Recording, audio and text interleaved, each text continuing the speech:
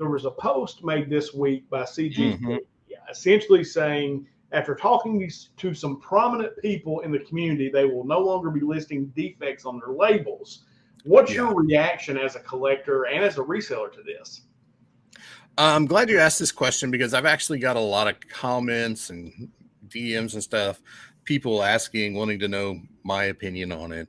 And I've been hesitant to make a video on it myself just because everybody's got a video out there. And for the most part, I think we're all in agreement that it's not the right move. Yeah. Now, I did see, for some additional context, I saw where there's a thread that's making its way through the CGC boards where Matt Nelson, the president, addresses some changes that have previously happened, because apparently there's a whole list of notes they've been excluding from labels for a couple years at this point. So it almost seems just like that happened under the radar.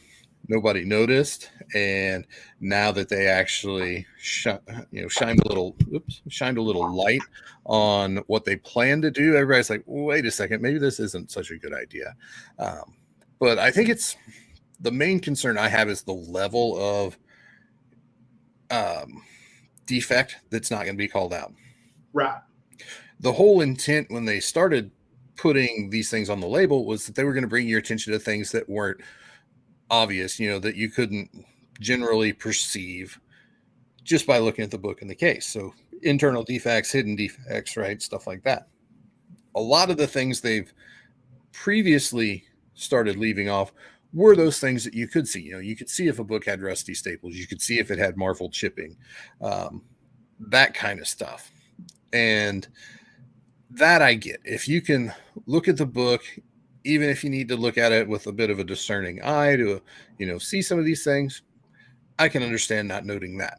Now, when you're going to start blue labeling books, universal grading books that have coupons cut out, that have panels cut out, that have detached centerfolds, that have other missing pieces, just extreme defects or modifications to the book, I think that needs to be front and center. Like the buyer needs to be, or even the collector, whoever is looking at that book needs to be able to get a quick assessment of the book just right up front.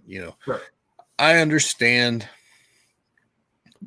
wanting to keep the labels clean, trying to keep them less cluttered.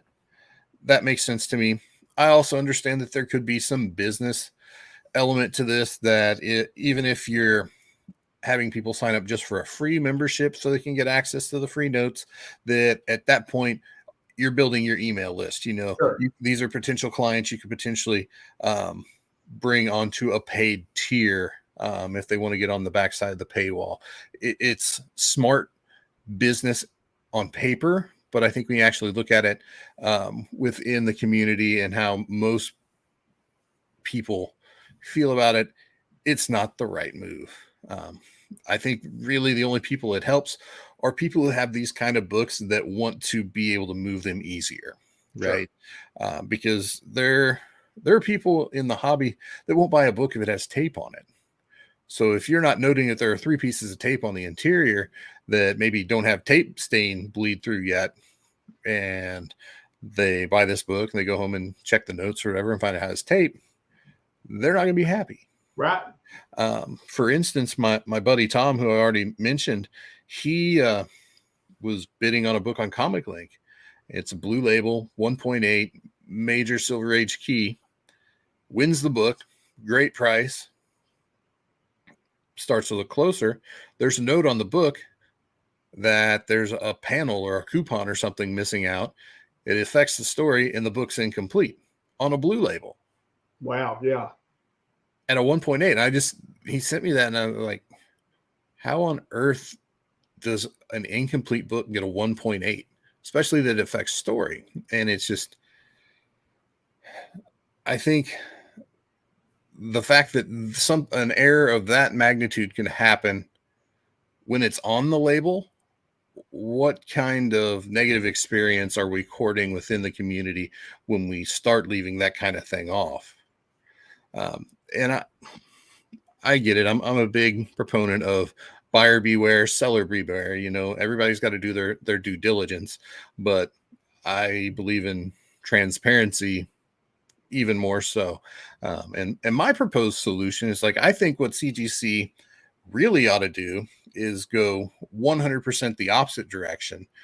You know, it's easy to get on and just bitch and throw a fit about the change that's been made, but you know, what solutions are we proposing essentially? My take on it is they need to take some of that real estate on the backside of the label that really just has a bunch of nothing or a bunch of legal mumbo jumbo. And why Right. don't you just put the grader's notes on there? I mean, hell, if you got a book that's graded above an 8.5, you're going to have one line or nothing to go off of anyway, because, well, that's a whole nother story. But like, I just bought a 9.2. It's the Maximum Carnage Acclaim promo book from back in the 90s that came with the video game. It's a 9.2, no grader's notes.